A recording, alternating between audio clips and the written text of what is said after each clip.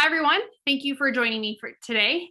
Today, our main focus is going to be on highlighting salient features. And if this is your first time joining me for any of our live Zooms, thank you. And I hope that while I will primarily be using the CViConnect system for my demonstration, I hope that whatever system you choose to use, that the information we share today will be of value to you. My name is Steffer, and I am the business director with CViConnect. As we were just sharing, my background is as a teacher for the visually impaired. I was a teacher for the visually impaired for 10 years. In addition to my VI teaching certification, I am also certified in early childhood education, and I do hold my CVI range Perkins-Roman endorsement.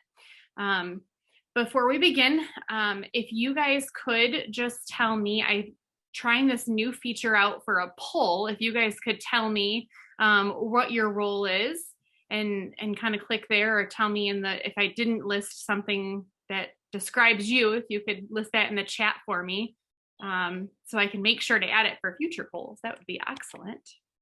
And while you are doing that, I'll go through a couple more things. All right. I ask that everyone remains muted until the end, and we will answer some questions from the group at that time. If you think of questions as you're going, that's how my brain works. Feel free to type it in the chat, and I'll try to keep an eye on those, but we'll definitely circle back and answer any missed questions at the end. I am recording today's session. And so after we're done, I will add closed captions, and then we will upload that to our CViConnect YouTube channel. And in fact, I will post the link to that in the chat now, in case you want to look back at any of our previous sessions that have been recorded. You're welcome to do that. I'm going to go ahead and pull.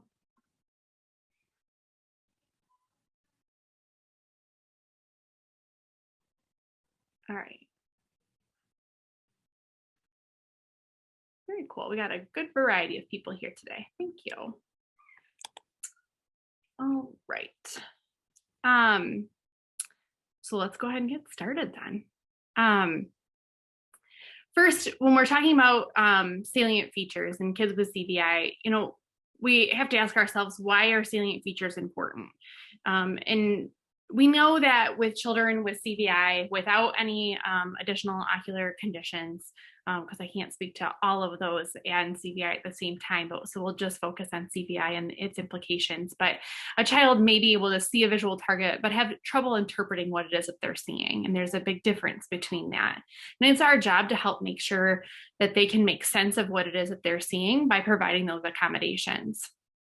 The strategy of highlighting salient features can be used for a multitude of reasons. Maybe you're highlighting key details of three-dimensional targets. Maybe you want to use that for orientation mobility to highlight or draw attention to a space or that they're targeting and traveling towards. Additionally, we can use highlighting salient features when you are trying to support a student from moving from three-dimensional items to two-dimensional. You might also use this strategy for a student who is using novel two-dimensional images for learning, or maybe you're using it for highlighting instructions using comparative thought. So there's a lot of different ways that we could use that. And for that reason, we have that built into our CViConnect system. It's important when you're using salient features that you want to pick just 2, maybe 3 characteristics that make them visually unique. Ask yourself, how do I know? So if you're looking at an elephant, I know it's an elephant, but how do I know it's an elephant? And pick out the 2 or 3 things that you can see visually that would give you that information. We don't want to pick sounds. We don't want to pick actions that they would do necessarily. We want to talk about what we're watching, what things were we seeing when we see a still image, or what can we see with our eyes that would tell me what the item is. And like I said, stick to just 2 or 3 characteristics. That's what's recommended by Dr. Roman. When using salient features, you're also going to want to use comparative language and compare the item to something that the child does visually recognize. Remember that difficulty with novelty that a lot of our kids have. We want to try to remove that issue by comparing it to something that is more familiar and less novel to them. So in the example of different animals, again, if your child knows what a horse is and you're trying to teach them what a zebra is, you could compare a horse and a zebra, what is similar and what is different, and use, again, trying to stick to just a few items about those two items that would stand out to your student. If you're stuck with trying to come up with salient features, I know I've been there before. I'm trying to think of an item and you just can't think of what those 2 to 3 most important details would be. There is a salient feature dictionary. I'm going to go ahead and post that in the chat for you now. And that has been really helpful for me. Sometimes it just gives me a little kickstart to say, okay, here's one, I want to use one of their ideas, or I want to use all of their ideas that they had. It doesn't have everything, it's not fully inclusive, but they do give directions on how you can add your own ideas to share there as well. So it's kind of a nice little shared space. But you have to pick what's meaningful for your student at the end of the day. So if the descriptions that they have just doesn't sound like something that would work for your student, then you have to pick something different, right? And use your judgment based on what you think would work best for the child. All right, I'm going to share my screen now on my iPad.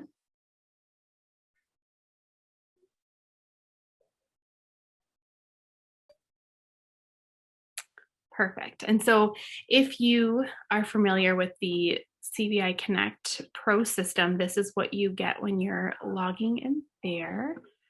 Let me, oops.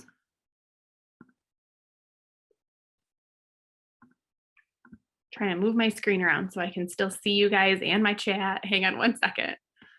Bear with me for a moment.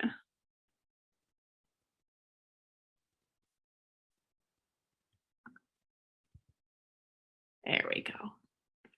It automatically wanted to go to full screen, but then I can't see you guys anymore. So.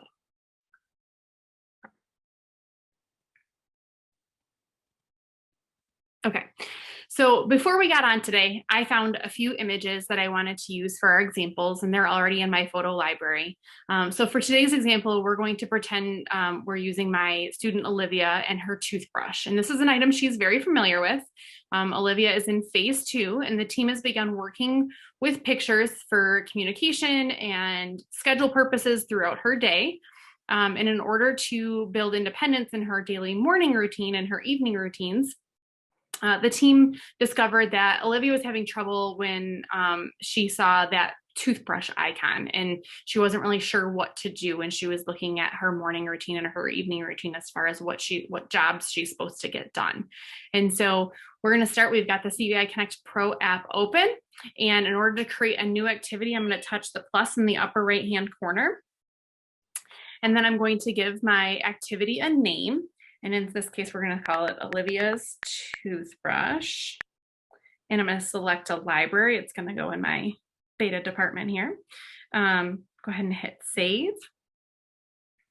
And now to edit, I'm going to find my library. You can see it's the second one on the list there. I'm going to touch that pencil icon, touch OK, and then go ahead and edit. I'm kind of going through these steps to just get started pretty quickly. We do have some how to create activity videos on our YouTube channel. So that link is in the chat if you guys need it. I suggest you guys watch those, and it'll go through creating activities, saving it in your library and all that in a little bit more detail. But now that we're in our activity designer, we're going to use this plus icon, and that's where when I'm adding anything at all to my activities, I'm always going to use that. But this time I'm going to scroll specifically for the drawing board. And when you load it, you get that typical green square that you see in a lot of our items when you add them. I'm going to touch to make sure I get the yellow border around it, so I know I'm editing that item. And I'm going to use my edit, or my hammer and wrench there, that toolbox. And as I mentioned, we're going to use a picture. So I'm going to go from my iPhotos, and we're going to select here on Olivia's toothbrush. So I'm going to click use. And then I always want to give my item a name. That way, for data reasons, as we're touching on that item and it's collecting that and sending it back to her name and her system, we'll have all of that captured and collected. So we'll know exactly what she's touching on the screen or looking. So we want to have all that labeled correctly. So I'm going to hit done. And so just like that, I now have an item saved into my system, and I can actually now edit what color I want to draw on. So anytime you add a drawing board, there's always going to be an automatic of it being set to white. And so I don't want to use white. I want to change that to the line color to be yellow because that's the preferred color for my student. So I'm going to hit that edit again and go to properties, line color, and you can see you can select, there's lots of tools along the bottom of the box too, so you can really fine tune maybe a different shade of yellow that you want, or green, or whatever color you want. And this time I'm just going to touch this yellow here and then click done. And now I'm going to make it a little bit larger. You know, we know with kids with CVI, it isn't about the size of the image, but because this is the only visual target on the screen, I want to go ahead and enlarge that a little bit more so we can kind of zoom in on those features that we're going to talk about. But it isn't because we need enlarged pictures or that larger is better or anything like that for kids with CVI. So I want to see now what it is that it looks like, so I have a better idea of how this looks, right? So I'm going to press done and hit save changes. Then I'm going to press the play button.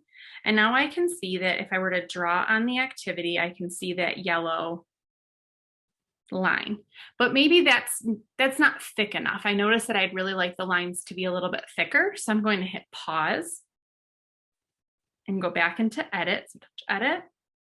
Again, touch the item that you wish to edit. So in this case, the toothbrush, and it's going to give me that yellow box around there. I'm going to touch the settings tool there and properties. And again, this is just the same spot where I was touching the line color. Just above that, you'll see a box that says line width. And so I'm just going to increase that to maybe an 8. And now let's take a look and see how that differs from what I had before.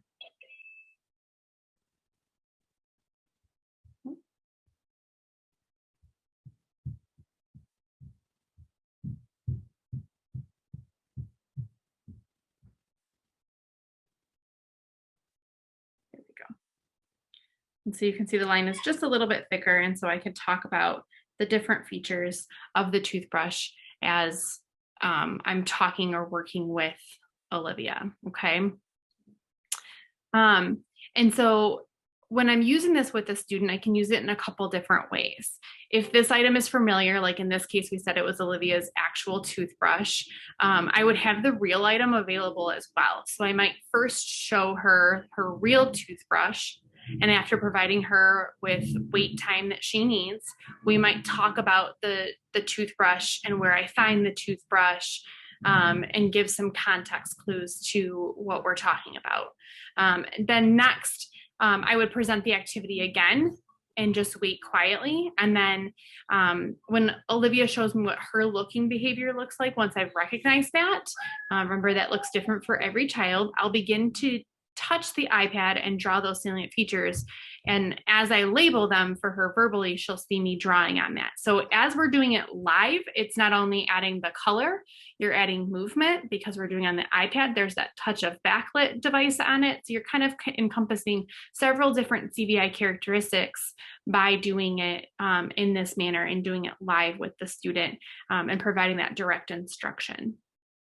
Again, after I know that she's looked, I might bring back the real toothbrush and let her hold it. I really want to bridge that gap between the real item and this two-dimensional image of it so that she can have both items to look at, and giving her plenty of time to visually explore both of those without additional prompts. So while I see that looking behavior, especially for kids in phase 2, depending on where they're at in that phase 2, you really want to make sure that you're accommodating the increased need of the two-dimensional image with the lines drawn on it for salient features, by providing less complex sensory environment and making sure that we're quiet while she is engaging in that looking behavior.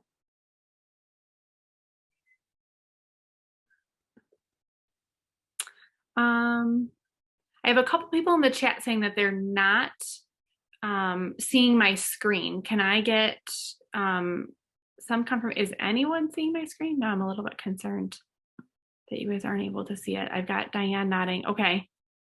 Okay, so I've got a couple of you who can. I will, for those of you who cannot, I will make sure to touch base with you afterwards. The couple people that are emailing me here, I have your direct contact information, so I will follow up with you directly and get that taken care of for you. Whether it's the video recording or you and I set up a private chat for that. I apologize that you're having some technical difficulties. All right, let me just look through and see if there's anything else that we need to, okay.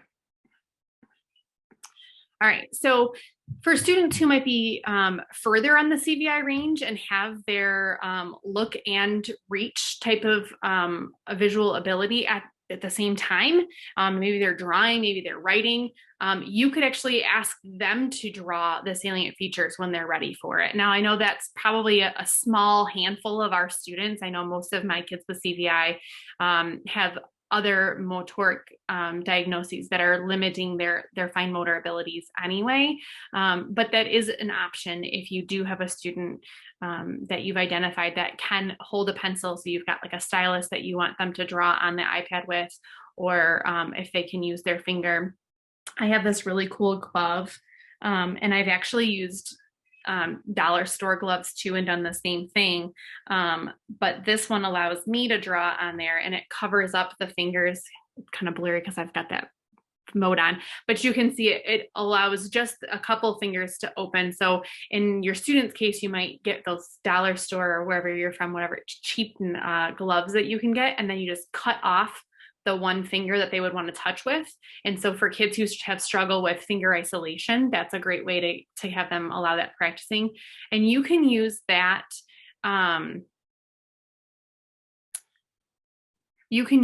as a way for increasing that finger isolation practicing with some students as well.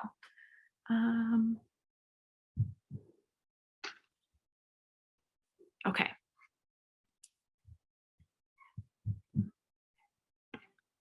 Sorry, I just see some stuff in the chat. I want to make sure I'm not missing anything. Sorry, guys.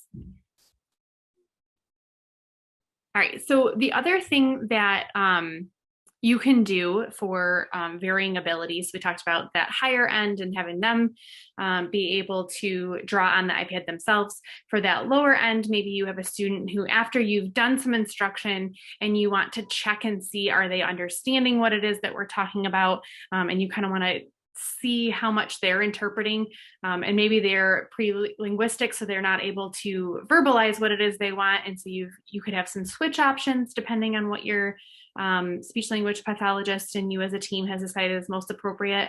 I personally really encourage, and my speech language pathologist and I have always worked on yes/no communication as a primary goal, because I feel like this just opens so many more doors. So in our district, we worked a lot on yes, no for a lot of our kids, where yes was looking up and no was looking to the side. If that was a system that worked for them, that was what a lot of our students did. And so in this case, I'm gonna quit this really fast and then go back into it and show you an example. And so what I might do is, if I have Olivia's toothbrush here, is I might circle one part of it, and then we might talk about that feature. So let's say I was talking about the long handle. And so I might line that out. I'd probably do it a little bit more neatly and go closer in the lines there. But I might say, did I circle the bristles? And then I would look for that yes, no, and hopefully Olivia would tell me, no, I did not circle the bristles. And then I could say, oh, did I draw on the long handle? And she would say yes, and then indicate to me that that's what it was. Or maybe your students have yes, no switches. And so maybe they can activate those, whether they're on their chair, and they can hit their heads with the yes, no switches for communication as well. So again, working with your team and figuring out what would be most appropriate for communication. I appreciate those of you who are trying to help others in the chat with some technology options. So thank you very much for that.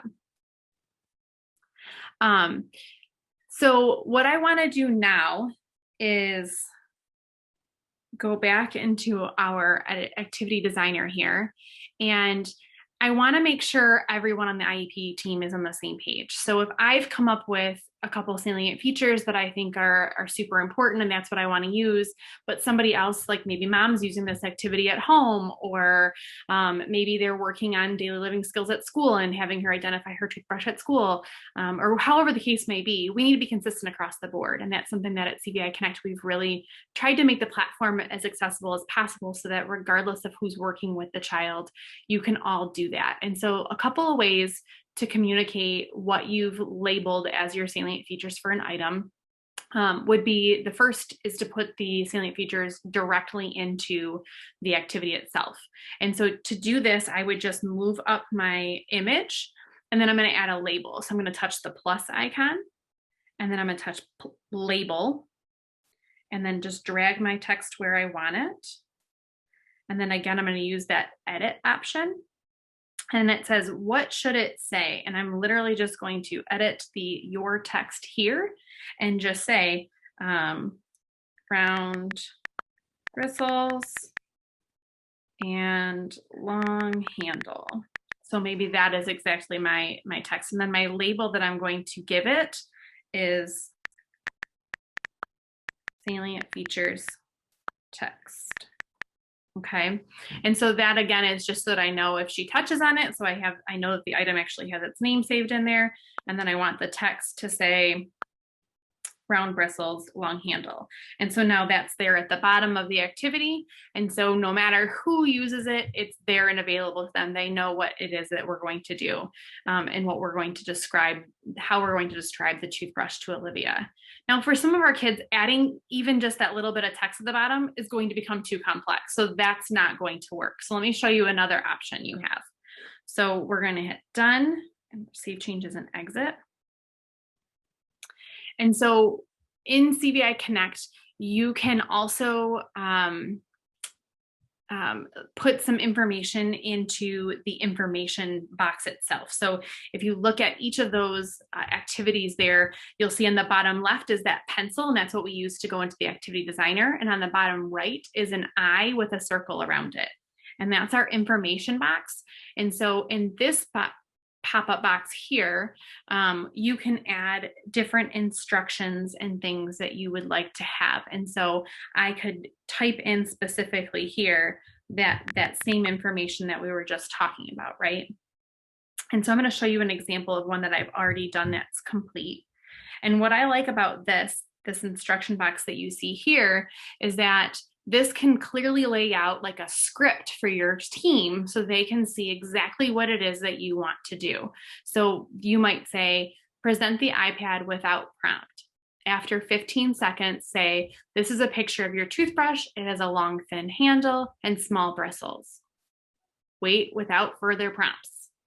After additional 15 seconds, draw the long handle and say, here is the long handle. Wait another 15 seconds or whatever is most appropriate. You would edit this depending on your students' needs without additional prompts. And then say, at the top are small bristles in the shape of a circle, and then draw a circle around the bristles. Wait another 15 seconds without prompts. So you can literally put in here exactly what it is that you would want to say. In this activity, we're actually comparing the familiar item of her specific toothbrush to spoon, which she already knows. So in this case, it would say you're using that comparative language now and bringing in your toothbrush is similar to your spoon. They both have long handles, but your toothbrush has bristles and your spoon has a curved scoop at the top. And then you would go ahead, let's come out of here. Let's run that activity. So what's really cool is when I run that activity, that same instruction box is going to pop up every single time. So we know that your team might not always remember to go in and check that information box where you're typing it in, but this is going to prompt them every single time and give them those instructions. Once they've read that and have an idea of how they can present the activity, then you can go ahead and hit OK and run the activity. And then when they're talking about it, they can actually draw on it like we talked about in the directions and actually draw those salient features for the student. Right?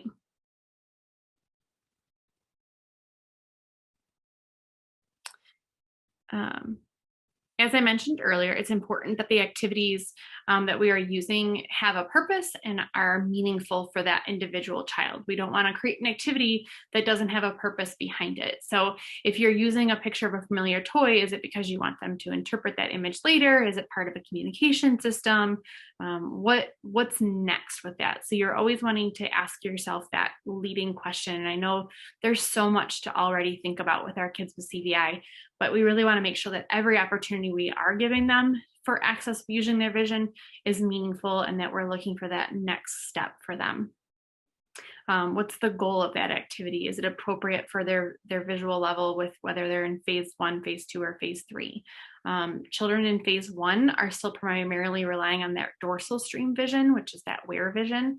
And so they haven't really begun utilizing that ventral stream vision or what vision. So using things like salient features and stuff really isn't appropriate yet. And until that happens, until they start using that ventral stream vision, the child isn't going to be ready to interpret two-dimensional images yet. So we really shouldn't be expecting them to do so. It's really about matching that activity with where the student is at and making sure we're scaffolding that appropriately.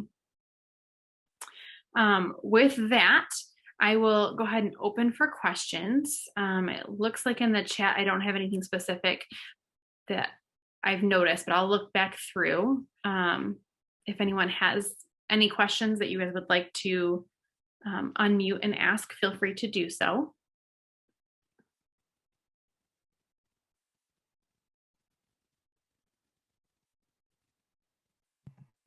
So how do you, so I see the app in the App Store, for instance.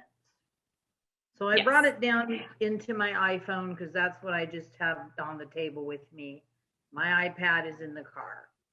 So it won't let me register there. What do you have to do to get into using this system?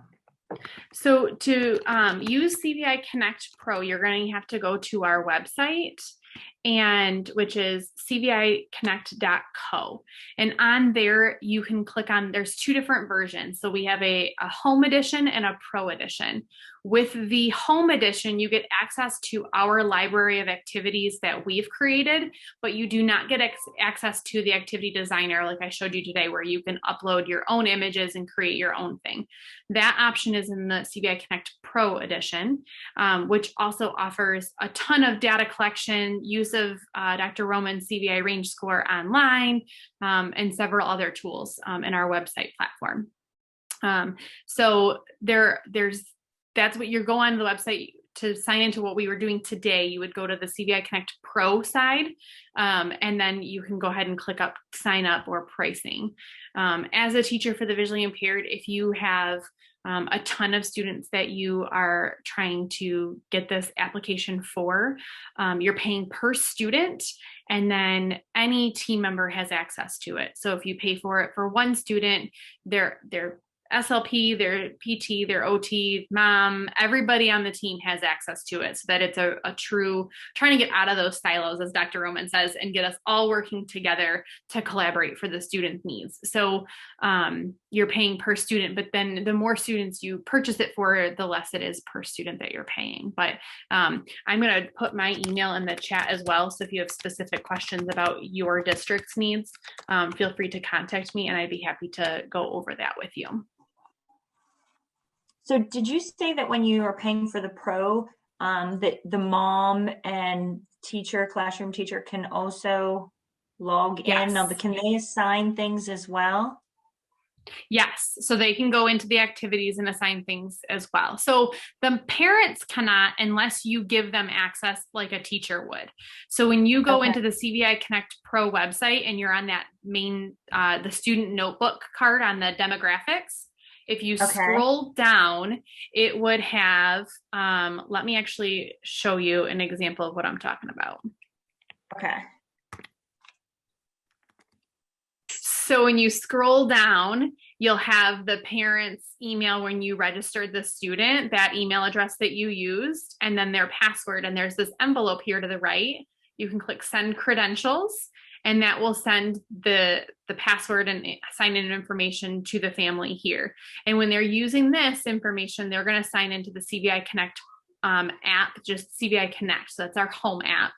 The CViConnect Pro app is for the professionals to use. So that's for anybody you've signed in under your team. So here under this team account, you would add, this is where I was saying you would add all of your teachers, the classroom teachers, the PTs, OTs, everybody that you work with would go here.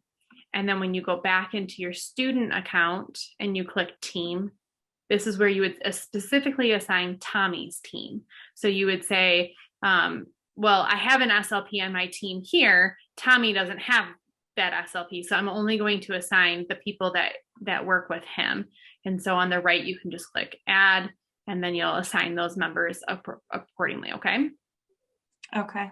Thank you. You're welcome. Any other questions?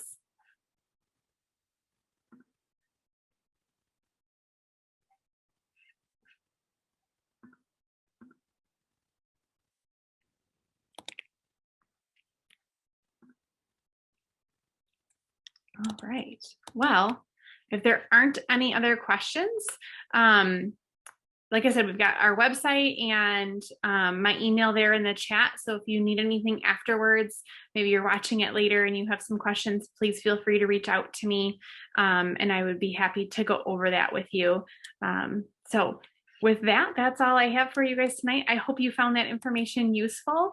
And like I said, if there's anything else that you can do, if you ever need anything from me, please feel free to email me. You guys have a great night.